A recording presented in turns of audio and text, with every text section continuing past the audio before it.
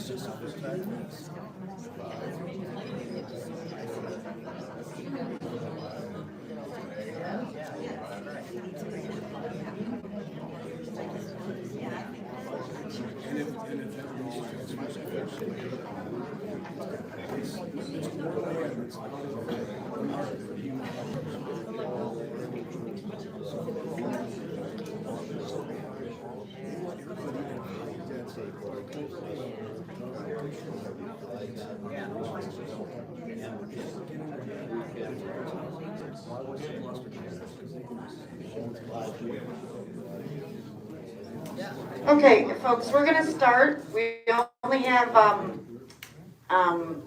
Jim Runestad on Zoom at the moment, but we're going to start questions with him to begin with, and then when the rest of the candidates get here, we'll go over those same questions with them as well, if we have time. First off, each candidate will have 3 minutes to introduce themselves. We received questions from the public through our website. We offered the public a choice of specifically asking a question to all candidates or to a specific candidate. And then once we received all the questions, the leadership compiled those questions, and they will be the questions we ask the candidates this evening. Each candidate will have 2 minutes to answer a question.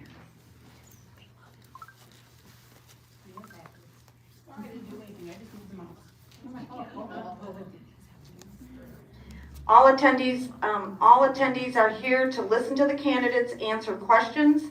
If any attendees are disrupting the forum, we will be asking them to leave. So please keep your voices down in consideration of others. Thank you very much for coming.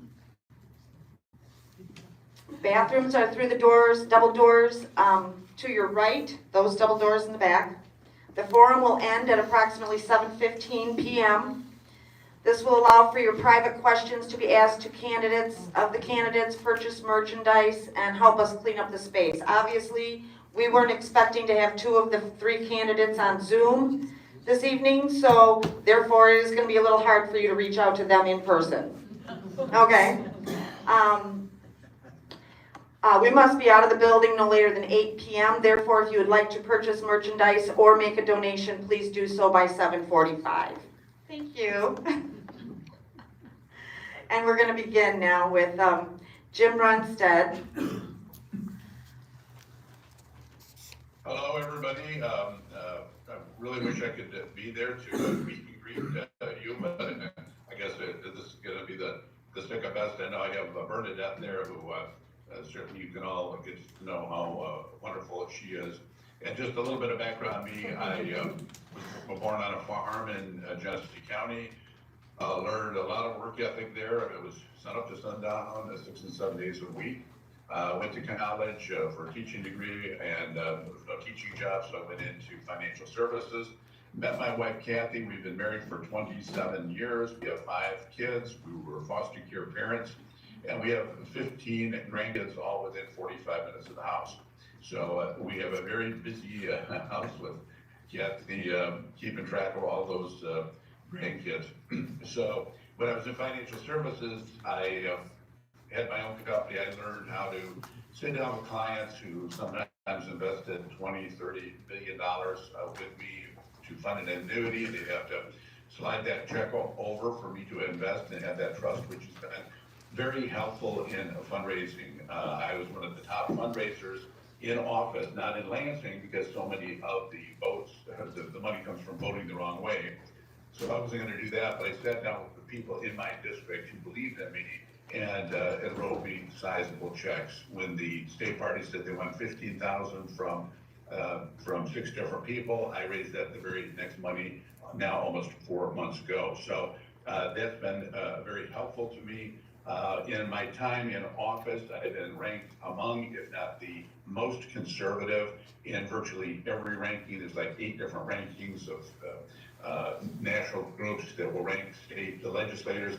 My entire time in 10 years, I was at or near the top almost every single time. And that also has been helpful in getting some things done in the majority. I'm now in the minority. So for the last 2 years, in the minority, it's just so you understand, it's not like a 45-55 split. It's a 0 to 100. They control absolutely everything. Anybody who tells you that they're getting something in the minority, there's only one way to do that: collude with the Democrats. Vote for their garbage, and they'll throw you some bones. I don't do that. All I've done for the last 2 years is attack their bills, and now even that's gone because we meet for an average of less than 8 times a month. For a few hours for me to hit the no button, but I can't attack the Democrat bills anymore because now, thank God, we took over the House and they're all negotiated, and I'm not going to attack the Republican bills. So I will have more time than I have ever had in my entire life to this endeavor, which is what I really want to do, is take apart this state party and put it back together the way it should be done. There's a whole host of issues I'll talk about with this tonight. Another thing that has got to be done is unifying the party. I've been for 4 months, every part of the state of Michigan. I have crisscrossed it 7 days a week. I'm out, usually 1, 2, or 3 speaking engagements a day. So it's been a great experience of learning where everybody's at. And the thing that they're really crying out for is, let's stop the infighting. So much of this infighting is personality driven. This leader doesn't like that leader. They're fighting in the same county. So what I tell people is, we're going to focus on what the real issue is, and that's the evil Democrat policies. They're destroying the state of Michigan. They're destroying our kids. They're destroying the mental health of the kids. They're destroying our businesses. People are fleeing the state of Michigan. These evil Democrats want child pornography in the schools. Thank God we have President Trump stopping that on the federal level. We got to stop it here on the local level. Okay, Another Jim. thing that we really have. We got to move on. We do now have Joe Cella on the horn, so we're going to let him do an introduction as well. And then Meshawn Maddock is here, I believe. And then she'll do her introduction, and then we'll get to going on the Q&As, okay? All right. Joe Cella, would you like to introduce yourself to our group? I don't think you have him. He's muted.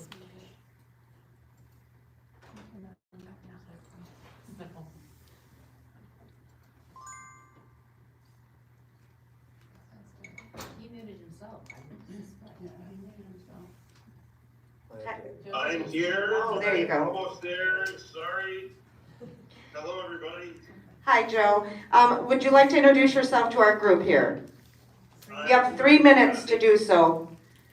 Okay, 3 minutes, and I will use it to great effect. I appreciate the opportunity to be with you. Teresa, thank you for your leadership, and thank you all for your leadership. I am a native-born son of Michigan from Macomb County originally, city of Richmond. I am the eldest of 3 kids. I graduated from the Great Hillsdale College. I've been married to my beloved and beautiful wife, Kristen, for 20 years. We have 7 children, 4 boys and 3 girls. I first became involved in Grassroots as a precinct delegate in 1988 in Macomb County, and ran as a precinct delegate in the early 2000s, roughly, until just before I married my wife. So I fought the fight on the level of the county conventions, state conventions, district conventions, and it has been great. An honor to do what I've done. My career has been 35 years in the private sector, nonprofit realm, and a little bit of time in the public sector, working in the state legislature, U.S. Senate, Capitol Hill, and also in the political arena, where I have fought, led, served, and won in highly visible, highly consequential, high-stakes battles. We stand at the cusp of a very unique time in our history, and your vote for who will serve as your next chairman is crucial. Probably one of the most crucial votes in our lifetimes for state chairman. 2026 comes after Honda 24. We have a great fulcrum to utilize to help him continue advancing his American First, Michigan First agenda, ultimately to make America great again, and fight. People are relieved, people are full of joy, but people are steeled with resolve. This is the first time in many decades where we have a chance to reshape leadership in Michigan on the state level, the federal level. First time in our modern history that we have had a U.S. Senate seat and a governor's seat open ever, and high stakes. 3 congressional races are competitive at the state legislature, Michigan House, where Matt Hall now commands the majority as speaker. We have a in the state Senate. There is a crucial battle brewing if Governor Whitmer ever stops dragging her political feet to call the 35th Special District in Midland Bay City South. 15 seconds. Should I serve as chairman, we would have President Trump and or Vice President Vance in to help raise money and make that a national election, a referendum, a mandate, a referendum on his mandate. I stand apart from my opponents in 3 ways. 1, I'm the only one to have been chosen by President Trump to serve in a leadership capacity in his 2016 campaign. I was the with the morning of the election. I then had the honor to serve as United States ambassador to Fiji and 4 other South Pacific Island nations. I also stand apart from my opponents in that I have fought, as I mentioned earlier, in very high stakes, highly consequential battles, highly impactful engagements. I'll touch on 3. I led the charge against the Joe. fight. I'm sorry, Joe. Involving Chinese Communist Party type battery plant. Nobody doing anything. And a Lansing outsider. I'm not Lansing or my own Lansing. I look forward to fielding your questions. Thank you, Teresa. Thank you, Joseph. Hi, Meshawn. Hey, how are you? Good. Would you like to stand up or would you like to sit down? I'll stand up. Okay, this is your microphone. Hello, everybody. I love this town because 2 of my 3 grandchildren were born here at Gerber Hospital, best hospital to labor and delivery in the whole state of Michigan. I am running to be your chair, and I feel like this is sort of a unique time in history, and after 2 decades of being involved in the party and serving in almost every capacity you can within our party, I feel like this is my my moment to take that knowledge of 2 decades and put it into leadership. I can tell you that I've been a precinct delegate for 20 years, I've been a district chair, I've sat in leadership roles on all 3 of President Trump's campaigns, 2016, 2020, and 24. Fighting for President Trump for 10 years has pretty much been my full-time passion. But what you might not know about me is I'm also an entrepreneur. I've run small businesses since I was 19 years old. When I was 22, I got a contract with WDIB TV4 in Detroit. And for 12 years, I worked as a local commercial producer. I also run a small business with my husband. We own the largest bail bond agency in the state of Michigan. We are very fortunate in that business runs itself. I have an incredible management staff. I never go into my office, and what that's done is give me the opportunity to work full-time in politics, which is really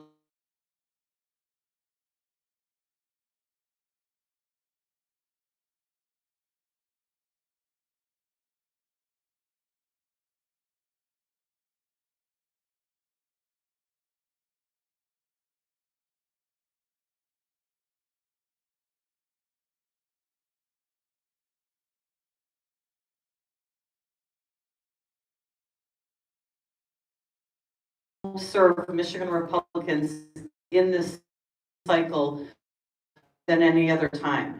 If Donald Trump had not won Michigan, then I could see how one of my opponents, or maybe my other, might be best served to lead right now.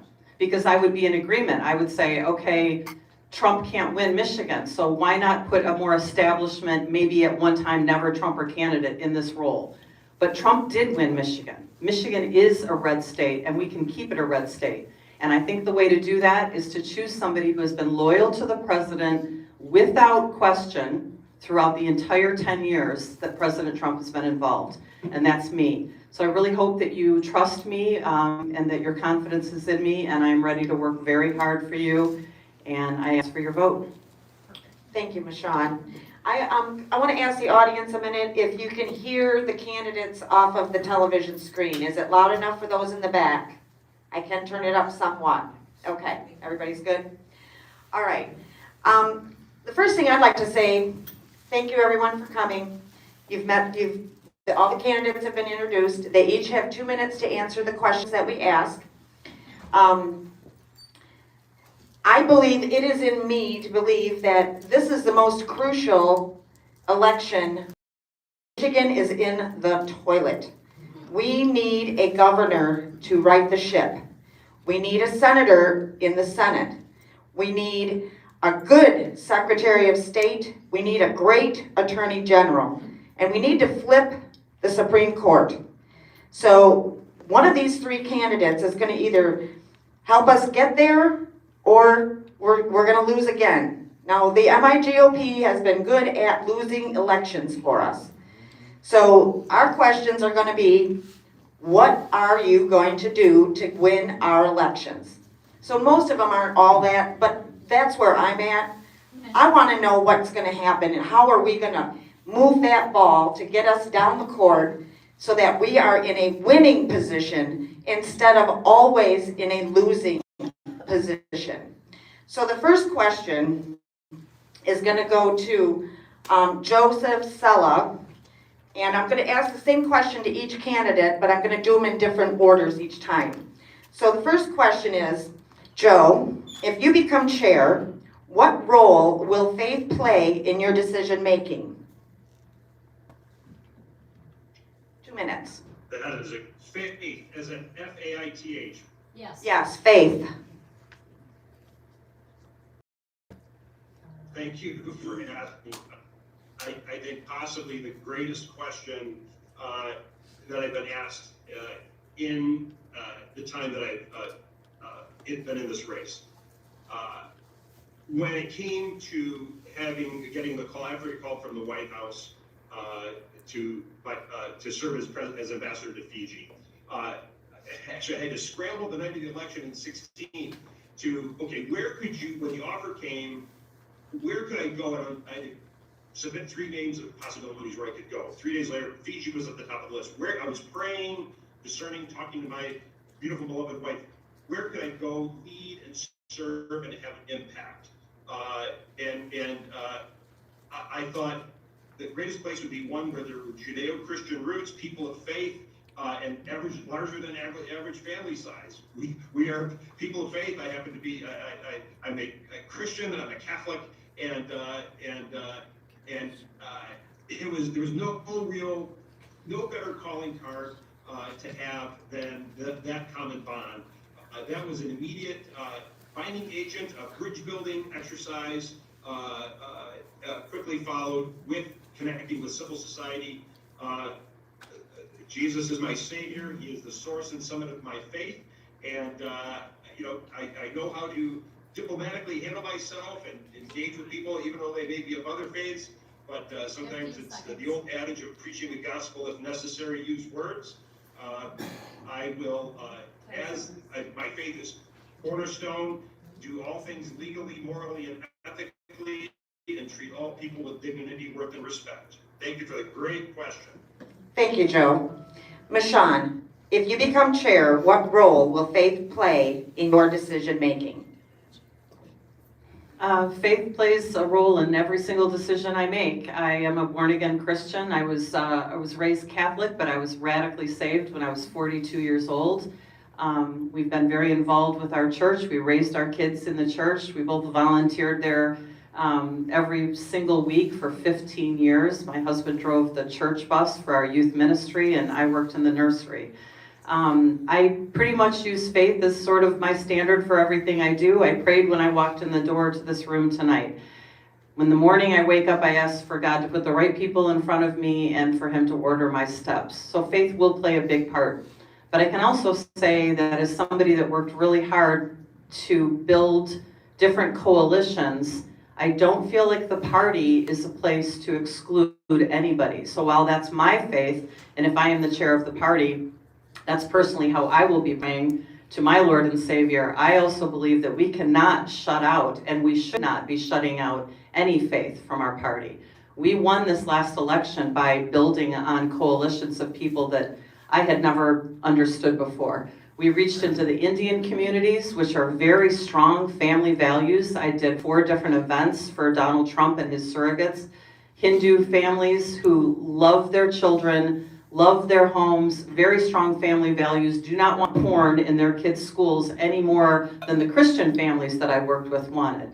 We also worked with the Muslim community and finally took down walls between the Muslim community and Republicans.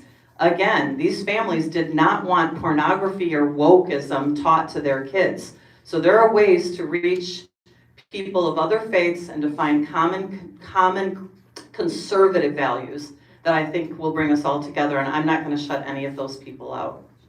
Thank you, Meshawn. Jim, if you become chair, what role will faith play in your decision-making? It will it will be part of every decision I make as chair. When my wife and I discussed this run, we thought about it, we prayed about it, and we both felt I was called to do this. That was the #1 decision that we had to make before I started on this journey. And when I make decisions in terms of everything I do in politics, I look at our founding fathers, the superheroes of the universe, people who had put everything on the line for this country. They had a Judeo-Christian philosophy that I believe is blessed by God. I believe that this country is blessed by God, and that's why we have this incredible nation that we have to work relentlessly to protect. And we've got to all look to God to help us make these decisions to get this country back on track. Also, in terms of reaching out to other communities, I have done more ethnic outreach to ethnic communities than any other legislator in the history of Michigan. If you look at my website, or if you've got my cards here, take a look at that. I was named the Friend of India as the Republican last year when all 12 Democrats, 2 of them Indian descent, were there, and they got up and left in protest when I came down the steps, and about 50 out of about 600 Indians came up to have me take pictures with their kids because of all the work I did in the community. And halfway through, I didn't realize this, but I was named the Senator of India for the state of Michigan. All of the Democrats got up out of their seats and left to protest because they believe they own that community. I'm the only one that goes to the Nepalese New Year celebration, the Vietnamese New Year celebration, named the co-chair of the time on these caucus, so we got to bring everybody together in this endeavor. Thank you, Jim, I'm sorry. Next question. We know that Democrats are crossing over and voting in our primary elections and affecting the outcomes of our preferred candidates. Do you believe Michigan should change to a closed primary or a caucus? If so, which one would you go with? Why? How will you initiate this change, and what is your expected timeline? Meshawn, that question goes to you first.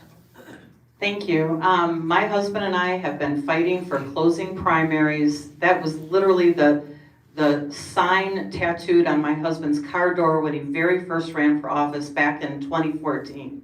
I believe that nothing is more important to Republicans than figuring out how to close our primaries. The only reason that we continue to cycle after cycle to have Republicans that do not vote the way their constituents want them to vote is because of open primaries.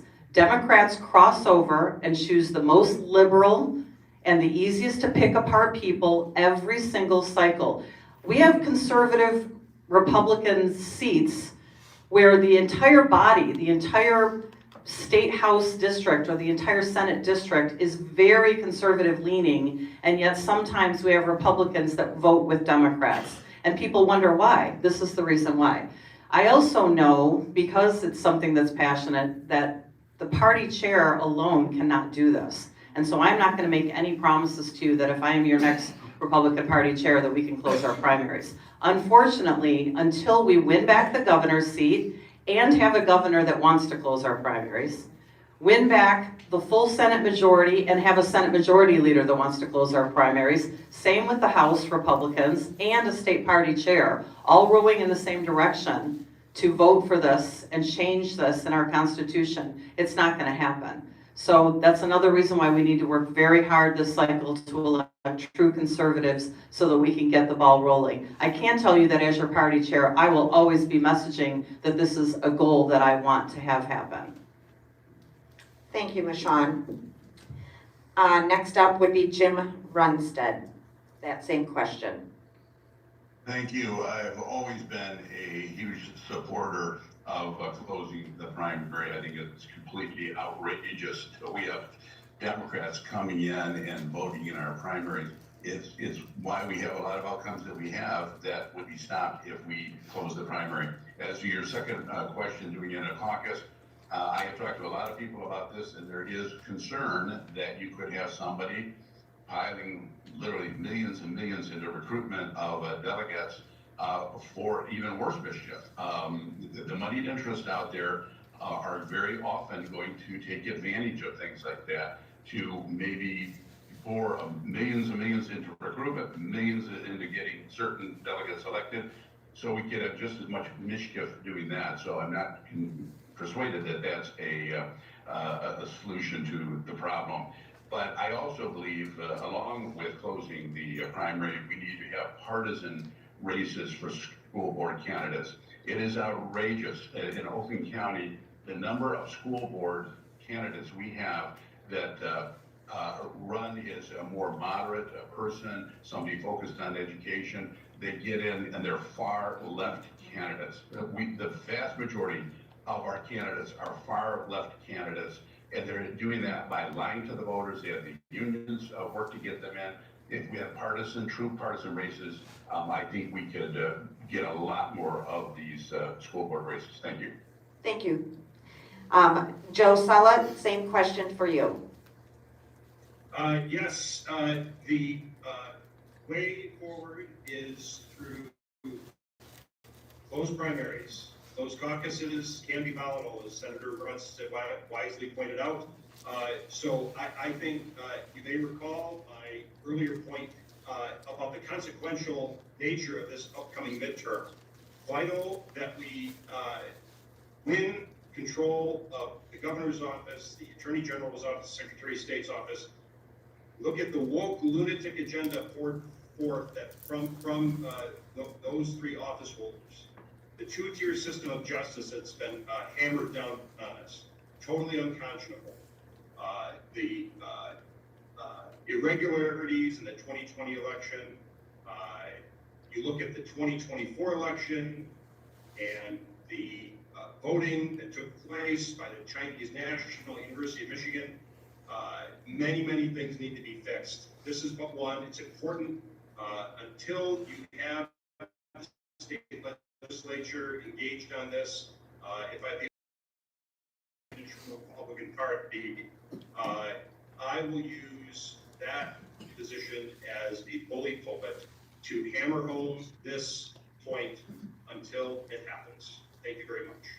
Thank you, Joe. Okay, the next question. What do you believe to be the most important role of the MIGOP chair? That question goes to Jim Runestad first. Most important role of the MIGOP chair. Well, the most important thing is making sure you keep the doors open, because without the doors open, you don't get through what's called the pass-through dollars. Most people are not aware how it works. You have to pay salaries. There may be a big deficit that has to be overcome. So you've got to be able to raise the money to keep the doors open. So when the election gets closer, you will get literally millions. It was $29 million that flowed through the state party. There was literally talk when there was concern whether the doors were going to remain open of routing that money through Illinois, which is a whole host of problems. So there's a lot that the chair has to do. I mean, there's a ton, but if you don't have the party up and running, then you have catastrophe. So that's the first thing. We got to raise the money. We got to unify the party. Also, that's a huge part, and stop the corruption. And I'll talk a little bit about that when that question comes up. Hopefully it does. Thank you. Same question, this one goes to Joe Cella this time. So Joe, what do you think is the most important role of the MIGOP chair?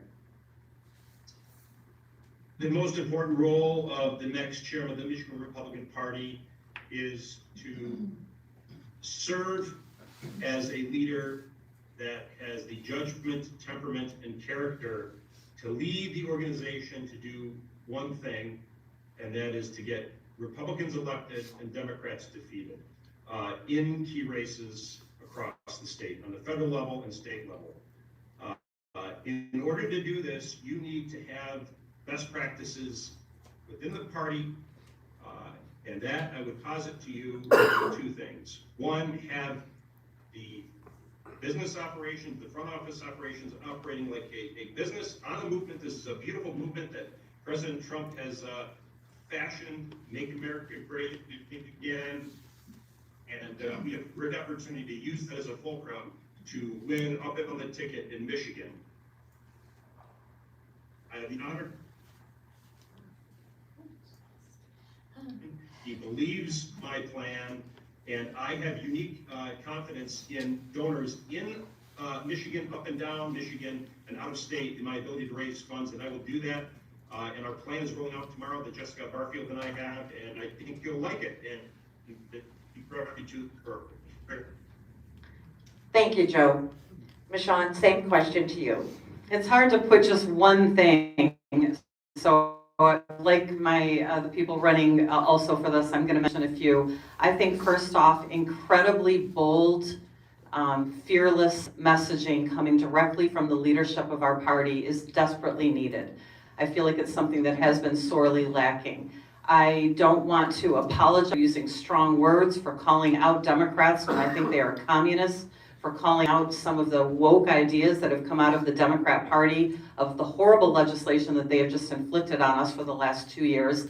And I feel like we need to stop being tepid, and we need to stop being temperament and quiet about it. I think we need to be very bold, just like our President Trump, which is how he won. His messaging is what resonated across the whole country, really across the whole world. And I think people want to hear more of that. They're about to be very excited. Every single morning we wake up right now, it's Christmas morning. Every single morning, we wake up to what new glory Trump is doing with this country. And so we need to celebrate that, but we can't take our foot off the head of the snake. The snake is the Democrat Party. They're not going to just go away because Trump is president. So I think we need fearless leadership that keeps our foot on that, keeps our foot on the gas. Obviously, fundraising. I am thrilled to be announcing a finance chair later this week that is somebody who has big, long-time historical financial knowledge with the Michigan Republican Party, has helped raise millions and millions of dollars for Republicans in the past. He's joining my ticket. You're all going to be excited about that, including my co-chair. For co-chair, I decided to do something completely different. I wanted somebody with business leaders, somebody that will reach new donors that we haven't had before. And I think now is the perfect time to be bringing in people that are excited about President Trump to be donating to the Michigan Republican Party. Thank you, Meshawn. Okay, next question.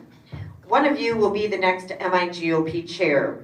In 2026, we will be electing a new governor, Secretary of State, Attorney General, and Senator.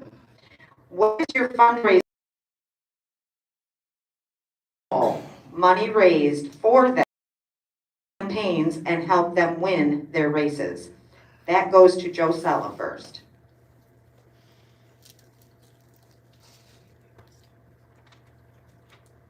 We may have lost Joe. No. Oh. Okay, great. Did you hear the question? Area. Yeah, great question. Thank you. Since 1992, I have managed campaigns. I have fought, led, served, and won in them. I know what it means to develop and execute strategies and tactics.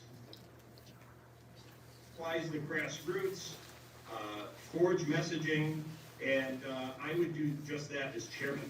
I have I am a frontline political combat hardened veteran. I have done international media, I've done national media, I've done state media in these high stakes, highly consequential, impactful battles, and still on the battlefield doing some of them. Two quick stories I'll share with you of these examples. 2004, Senator John Thune, now Majority Leader John Thune, raised several $100,000 to beat Tom Daschle as Senate Minority Leader. To this day, John Thune says they couldn't have done it without you. We exposed Tom Daschle for cavorting with Planned Parenthood. And to this day, he says, I wouldn't be here without you. We exposed President Bush's nominee, Harriet Miers, who was the Supreme Court nominee. We knew she was a Trojan horse. Karamo sent an emissary to me saying, how dare you?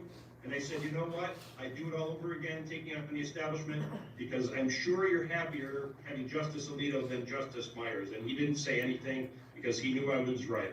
The same thing would happen if I'm elected to have the honor of serving as your chairman of the Michigan Republican Party, putting the wood to the Democrats and offering that stark contrast between we and they. Thank you. Thank you. Same question goes to Meshawn Maddock. So am I the only one in the room that notices that he did not answer that question at all? And I can tell you this is probably my 19th campaign, and now that I've said this, he's going to come full-blown against me, but he does a lot of talking with really big words and sometimes just does not answer questions at all. So your question was, how much am I anticipating raising, and will I commit that whatever I raise, we give all of that to candidates that are running? Specific candidates. Yeah. So I think confusing, the party funds are very confusing for a lot of people. I got an opportunity as your co-chair to sit in and saw how it works. I went to a lot of fundraising meetings with Chairman Weiser, which I'm grateful for. He taught me that part of the party. Well, he did not let me sign any checks. He did not let me have any access to any of the books, and I was not allowed to make a single decision about policy. I was able to help sit in on fundraising meetings. The party chairman for the last 3 cycles has raised somewhere between $2.5 and $3.5 million, each of them, respectively. Depending on the rest of the elections happening, a ton of outside money also flows through the party, which is what Senator Runestad was talking about. In this next cycle, I have no problem saying that I will be able to raise the $2.5 to $5 million. I'm very confident in that. That is the money used for messaging, staffing, keeping the doors open, hopefully doing some mailers. It would be great to do billboards. I would love to have a statewide voter guide. Those are the things that I would plan on spending that money on. That money is never used, at least in my history, over the last 4 or 5 cycles paying attention for our candidates. When I was co-chair, I had a lot of people come up to me very upset. Where is the money for Christina? Where is the money for DePerno? They said that to me. The truth is, and so I'm not going to sugarcoat it, these candidates need to raise this money themselves. The party's job is to keep the doors open, do good messaging, and run great meetings, and have the party be a good structure for outdoor money. It is not the party's job to raise $20 million to give to the U.S. Senate candidate or governor candidate. It's their job to raise money for their campaigns. We are to assist them. Thank you, Meshawn. Same question for you, Jim. Yes, you do have to raise the money again to keep the doors open, is what I was focusing on before. If you don't keep the doors open, the whole thing melts down. It's going to take a minimum of 2.5, maybe up to $4 million to keep the doors open. I have a history of being able to do that. When I was in the majority, I was one of the top fundraisers year in and year out with the most conservative record. And I tell you, that's not easy to do. That means I had to raise it in the district because so much of it's quid pro quo. And Meshawn was right. You don't want to take the money from the candidates. They have to do it themselves. But yet, in order to get the 16,000, she said a couple days ago, she went to 3 of the gubernatorial candidates to get them to donate to get to the to that amount of money. And she was endorsing in the primary as the co-chair. So I'm sure they were terrified, and I'm sure that they were going to make those donations. I would not do that. I'm not going to take the money from the candidates. We're going to work to make sure we get the doors open and then raise the money for specifically candidates like the Supreme Court nominees who had no money. We're outspent like almost $3.4 million the Democrats had for the Supreme Court nominees. Our people that had nothing, because there was so much corruption in the state party where one consultant is getting all the money. He's constantly getting year in and year out about 50%. I see the contract where he's getting 50% of the money. No consultant is taking half of the money out of state party. So stopping the corruption, doing competitive bidding, no longer are we going to have a situation where one guy gets sole sourced all of the money from state party to put in his pocket. We're going to not only do competitive bidding, but we're going to stop the corruption. There was people, I was just looking at the state party books, and all these people, including Sean, were getting payments from state party. We couldn't tell what they were doing. In my administration, everybody who's going to get paid, you're going to know what they're doing, what they're doing for that money. There's going to be transparency. So we'll have the money if we stop the corruption, we stop the hush money payments and the friends and family payments, and we put every dollar to win these races. We have so many ballot races we have to win. We have nonpartisan races we have to win. Most people don't know who to vote for judge or for the appeals court judges. All of this has got to be solved. Jim, thank you, Jim. The next question will go to Meshawn first, and then it'll be Jim Runestad and then Joe Cella. So the question goes, there are many Republicans across the state who feel disenfranchised and ostracized by the current MIGOP and state committee. How do you plan to pull Republicans back together and rebuild trust in the MIGOP and reconnect with we the people? Meshawn. First of all, I feel like I need to rebut what Jim just said in the last answer. $28 million from the Trump campaign flowed through the state of Michigan. One of the things that it paid for was a staff of almost 85 people. Those people got paid to help run the Trump campaign and win Michigan. I've been a volunteer for Donald Trump for 10 years, and in the last 2 months of the campaign, I was brought on staff. I was grateful to do it.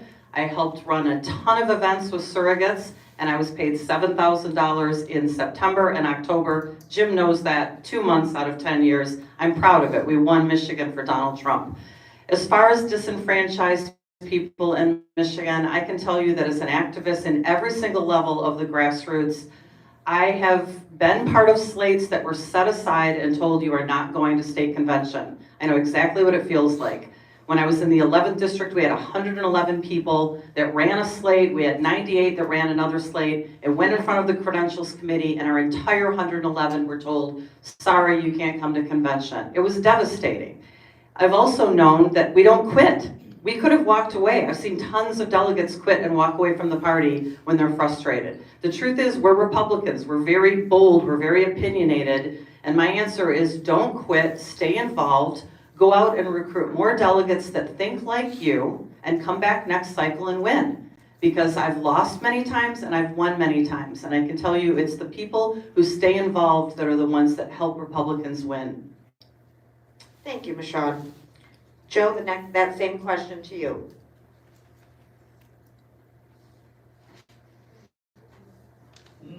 Joseph? Thank you for the great question. I will first say that there she goes again. My opponent has become expert at dropping fake news and smears, and you have a sense of the what would come of her if she were to be elected chairman. So you need to handle this with great care. She is a bridge burner. I'm a bridge builder, and that is what I would do should I have the honor of serving as your next chairman of the Michigan Republican Party. My company's name is the Pontifex Group.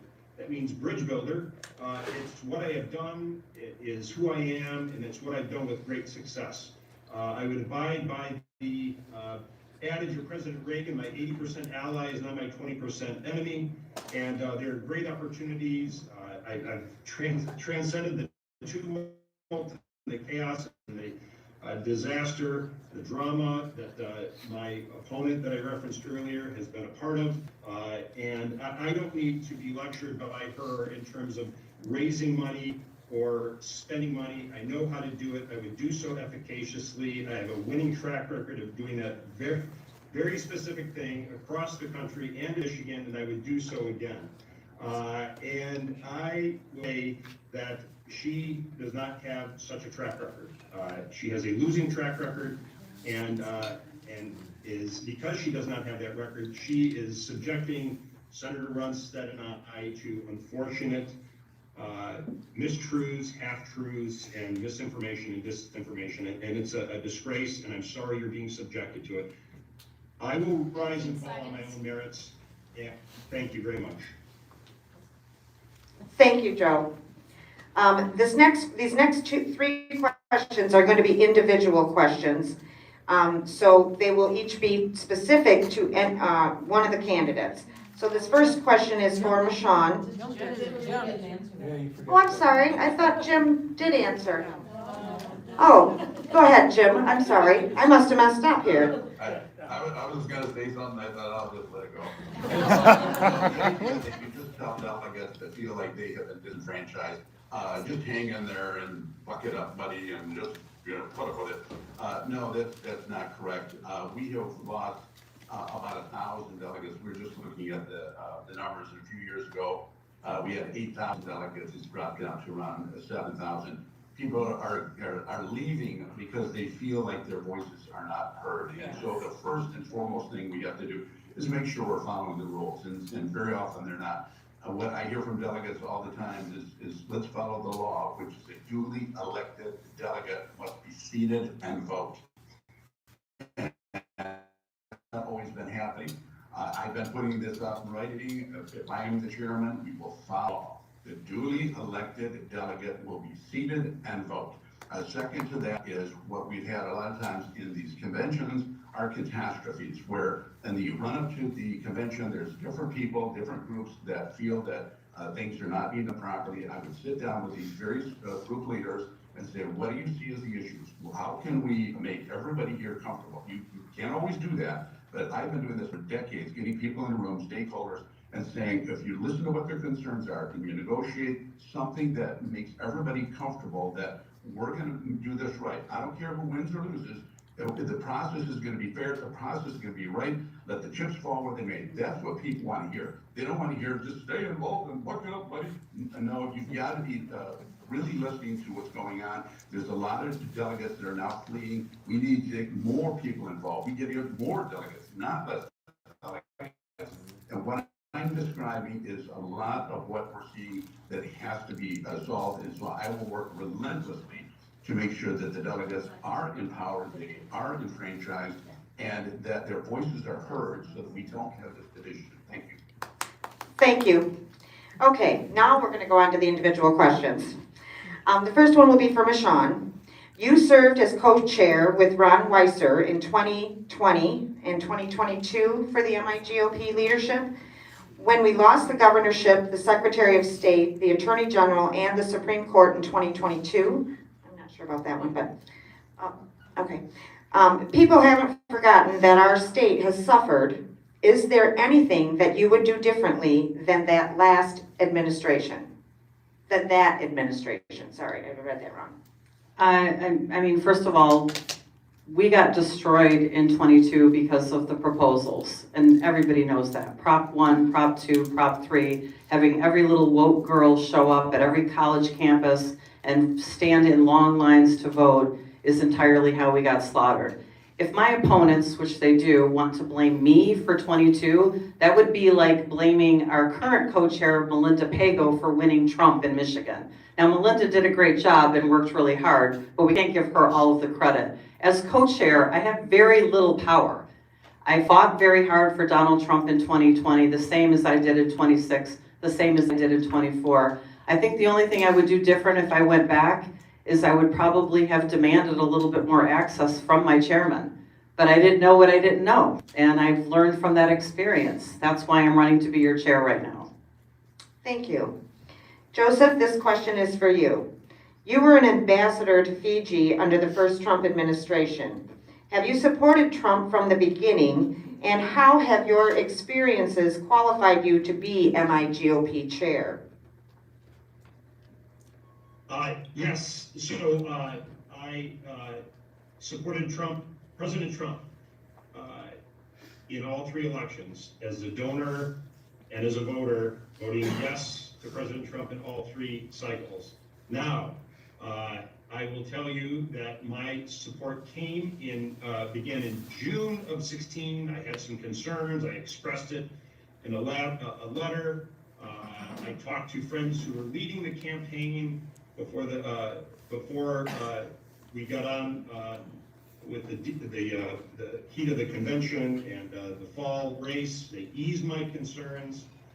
I was in the process of beginning to raise $2 million with them for President Trump across the Midwest, and then was chosen by him to serve as his Catholic outreach director, and then later to be chosen by him to serve as U.S. ambassador. So I'm glad he does not have the litmus test that Meshawn is subjecting me to and some of her supporters are, because things would be different.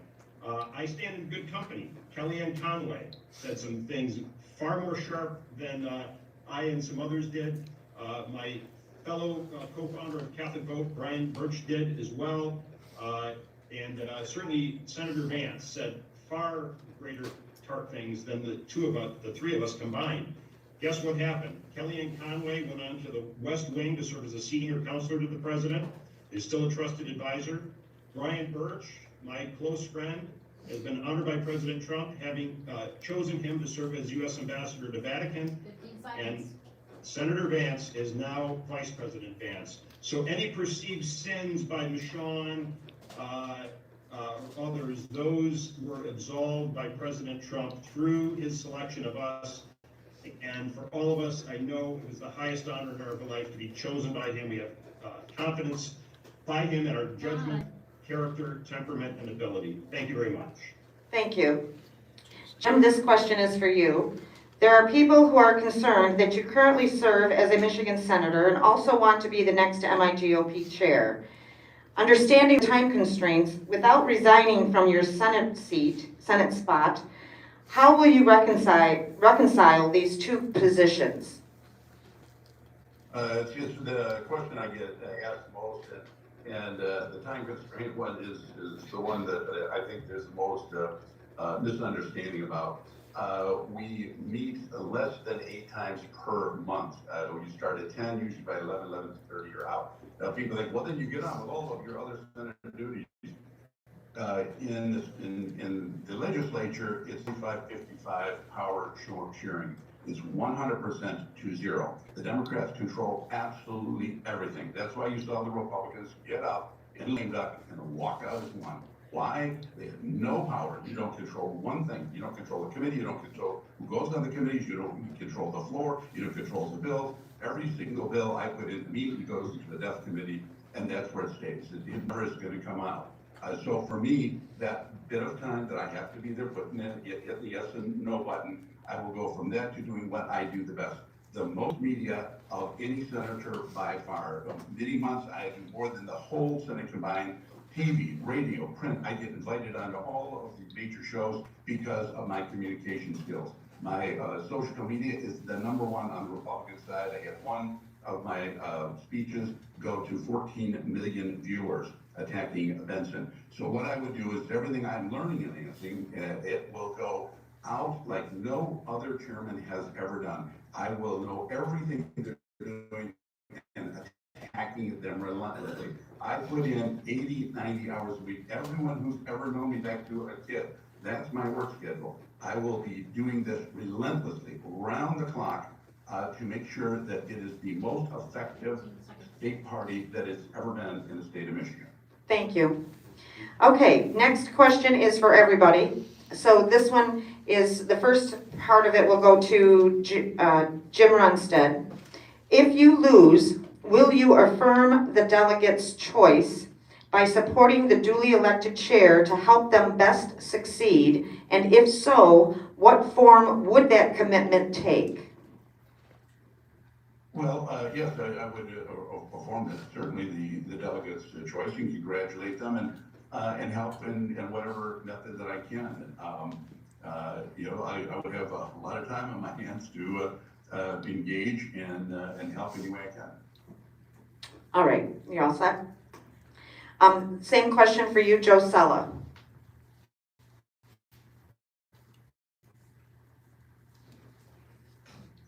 Yeah, by President Trump. Okay. Does he want to elaborate? Do you want to elaborate?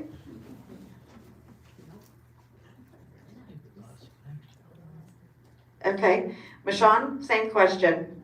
Same answer. I believe that all 3 of the candidates that are running are Republicans, conservatives, want to do the best that they can for the party. I don't see any of us backing off.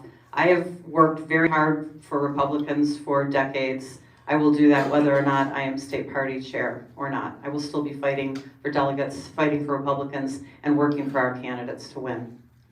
Thank you, Meshawn.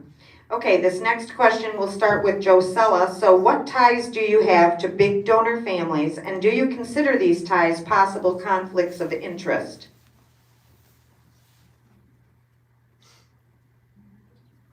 Joe Cella. Great question. Thank you very much. I have been on the battlefield of Michigan since 1988, and in the Republican arena, I have friends who are donors across the side of the state who are low donors, mid donors, and high donors, and I'm honored for their friendship. And all level of donors have confidence in me, my leadership ability. But here is the important thing. I am owned by nobody. I am my own man. A lot of the fake news circulating out there, it is wild, suggesting that fantastical stuff like Governor Engler and Governor Snyder plotted to get me into this. They had nothing to do with it. I just met Governor Snyder 3 weeks ago on the State House floor after I had declared Governor Engler. I'd see him in airports 5 times, I guess, over the last 25 years. The other fake news bit is that Vice President Pence and Governor Engler had to collaborate to get me out of the country to be. The word was circulating that I was going to undermine President Trump's agenda. Anyways, I'm sorry you're being subjected to all of this fake news. The reality is that I am my own man. They have confidence in me because I am my own man. I am beholden to nobody who may have given to me in my campaign, or if I'm elected, could give to the Michigan Republican Party. They know that I have the judgment and the character and the integrity and the temperament necessary to raise the funds necessary for the party and to get Republicans elected and defeat Democrats. Thanks for the great question. Thank you, Joe. Same question, Meshawn. I'm glad you asked this question because we get a ton of the same questions over and over, but this one's a little bit different. No, I am not related to any big donor family of any kind. I was born in Nebraska, raised in Michigan, very middle-class lifestyle. My husband and I live a great life because we have a successful business, but we do not consider ourselves wealthy people. I drove up here in my car, which is a 20-year-old car, even though I love it to death. We managed to pay off our mortgage last year after working for 25 years to be able to do that. And that being said, something else that sets me apart from my opponents, and maybe it's not important to most people, but I just looked it up because I was curious, is I have personally donated in my name over the last 20 years, $91,000 to the Republican Party, Republican candidates, district committees, and state committees. I've done that because my husband and I for 20 years have cared about electing Republicans. My opponents are both also big fundraisers. They've both raised a lot of money. Ambassador Cella just told you he raised millions of dollars for Donald Trump. But personally, neither of these men have given more than $3,000 to candidates or state party. In fact, I don't think Joe Cella has written a single check to the Michigan Republican Party. I'm not sure if Senator Runestad is, but I think it's important because I think it shows commitment. I have that commitment, not just to raise money, but I'm a personal donor. Thank you, Meshawn. The same question goes to Jim. Too many J's. Well,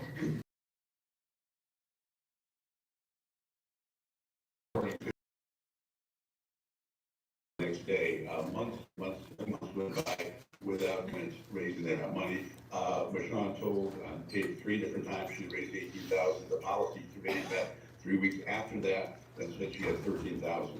And then has shook down the candidates for governor for that additional money. For me, it's raising money is something you have to sit down with people if you have enough assets to and disposable income to write a big check. That means that you have to have the ability to build the confidence that what you're going to do with that money is imperative. And when I sit down with donors, and I'm starting to meet with some of the bigger donors, they know my reputation. There's no quid pro quo. If they're going to donate money to help us win elections, that's what it's about. But when you sit down with them, they have to trust that the money is being properly utilized. It is not currently. We have one consultant who's getting, again, we've seen the contract, half of the money. What donor, how many in the room there would give to a political party where one consultant takes half the money?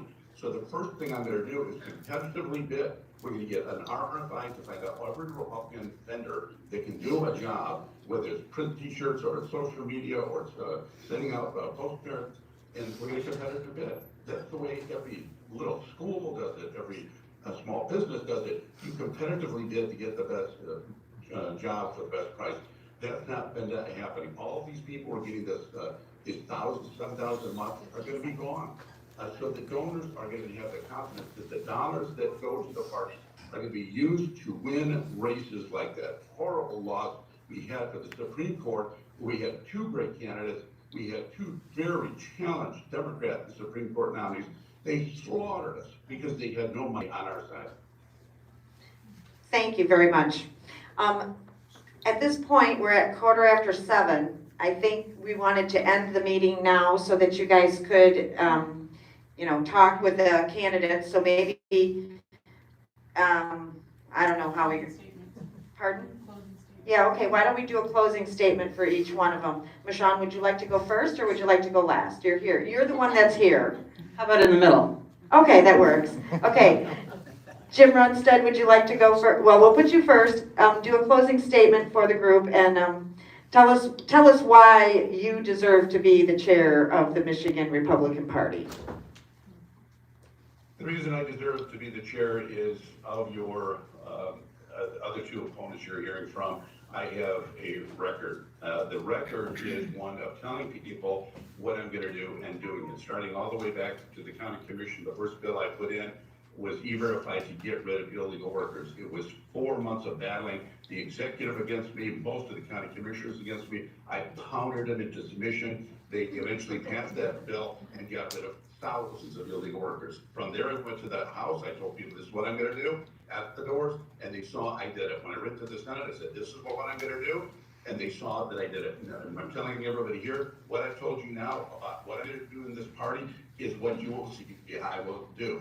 So it's that right here. Meshawn does have the record of 22, and 22 I won my election for the Senate, but we got wiped out. I don't know, as I talk to people, what did she do? Everything she said she'll do, where was she? I didn't see her one time, nor have I talked to one person, maybe somebody there, one person that saw her one time in all of 22. When Weiser was gone, he lived in California. He left a pile of money there, and nothing was done from the party. So I'm asking you to vote for me based upon my record that you can depend upon, as my people in my district know what Jim Runestad says he's going to do, that's what he's going to do. And I want to thank all of you for having me, and would appreciate your vote. Thank you.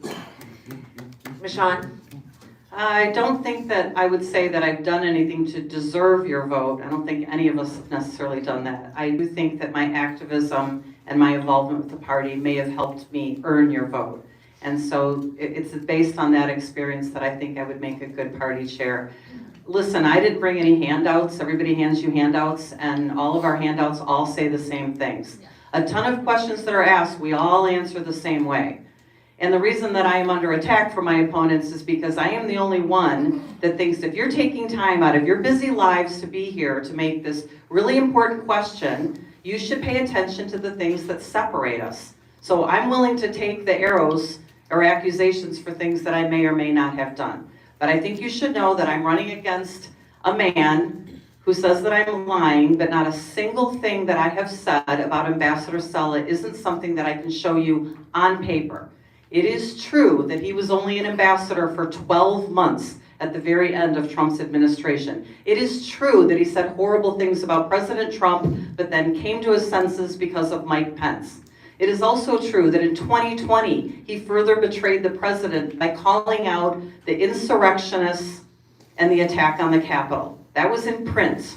So that is, again, a further betrayal of President Trump. And it is also true, and you might be interested in this, that his Wikipedia page said that he was a leader in the Never Trump movement all the way up into this past election on November 5th, 2024. And only because I have some 18-year-old genius who knows how to look at editing on Wikipedia do I now have in print that the edits were made to take those words out on the day after this past election. So Joe Cella had something to hide. He was proud of his Never Trump leader being on his Wikipedia page all the way up to November 5th, 2024, on November 6th that was edited. If any of you are all interested, I will share it with you. You can look at it in print. Anyway, I think that I should be your next state party chair because I can do it full time. Jim Runestad works full time. We all know it. I think it's an embarrassment to our legislature. And I feel like I have the time, the energy, and the passion to lead this party. Thank you, Meshawn. Joe Cella, you're up last. Thank you, Teresa. Thank you for all of you gathered there. I'm honored for this opportunity, ladies and gentlemen, to present my case to you humbly.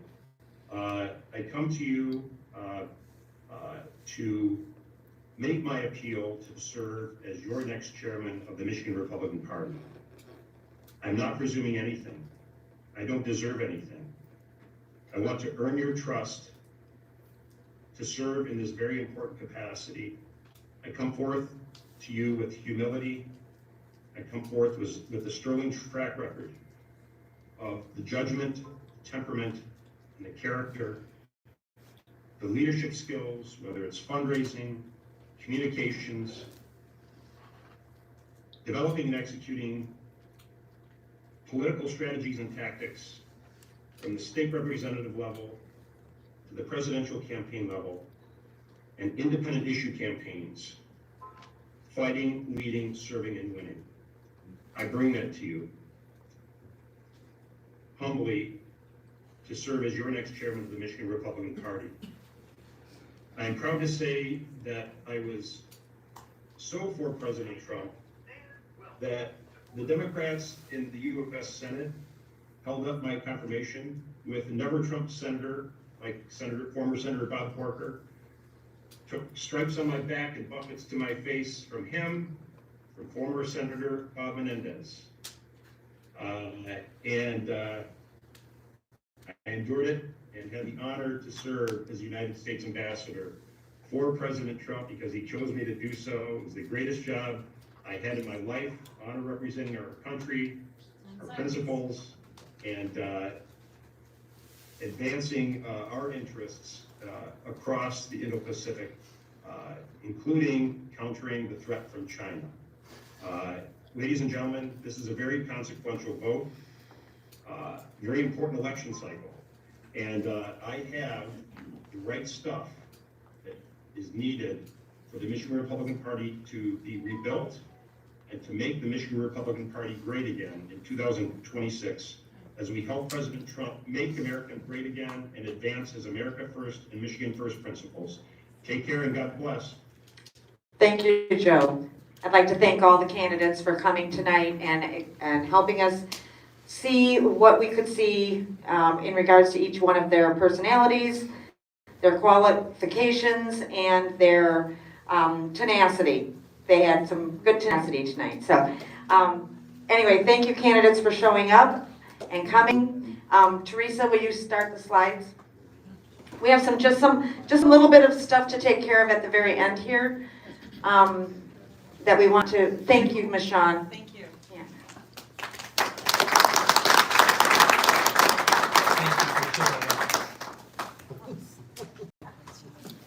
Click on it. Yeah, and now on behalf of all Republicans in Newaygo County, we'd like to thank you for stepping up for this role, and we wish you each the best of luck in your campaigns, and that we say from the bottom of our hearts. We want you to know that there are ways you can contribute to the Newaygo County Grassroots. Everything we do is, we need to raise money all the time. And so the way we raise money is through contributions. And again, everybody wants a little bit of your money. So we're not alone. You can contribute. We have an envelope in the back of the room. There's a box back there. It's an envelope that looks like this on the envelope. You have to fill it out. You can contribute to Luann. She's in the back of the room. Your credit card, if you'd like. We have a Square account. Or you can go on our website. On the main homepage, it's got a little contribute button on the top. And we do use Anadot. We do not use, what's that one? Red. So we're good there. We take checks too. We take checks too. We'd like you to buy some merchandise. These are some of the things we have on the back table. And I'd like to take a big thank you to Michigan Muckraker and also Patriot Approved Media for recording this forum. I know Michelle will probably put it on her Facebook or her YouTube channel. And that YouTube channel is? Michigan Muckraker. Michigan Muckraker. So we're good there. And she was live streaming this event tonight on her YouTube channel, so that was good.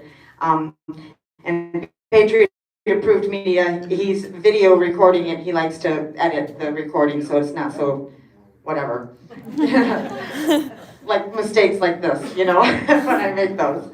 Our breakfast club is doing really well. Last breakfast we had at least 8 people at that breakfast club. So this month we are meeting at the Moondance Cafe on 48th Street in Fremont. It's every Thursday for this month. So Moondance Cafe this Thursday at 9 a.m. And that is at Moondance Cafe. We are having a movie matinee. I hope you pick up some of our flyers in the back. That is our monthly upcoming events information sheet. And the Vaxxed movie flyer or information is on that flyer. It is scheduled for this Saturday right here in this room. It'll be live or videoed on this television here. So it's at 2 o'clock. The doors open at 1:30. We do have free popcorn and we will be selling candy, pop, and water.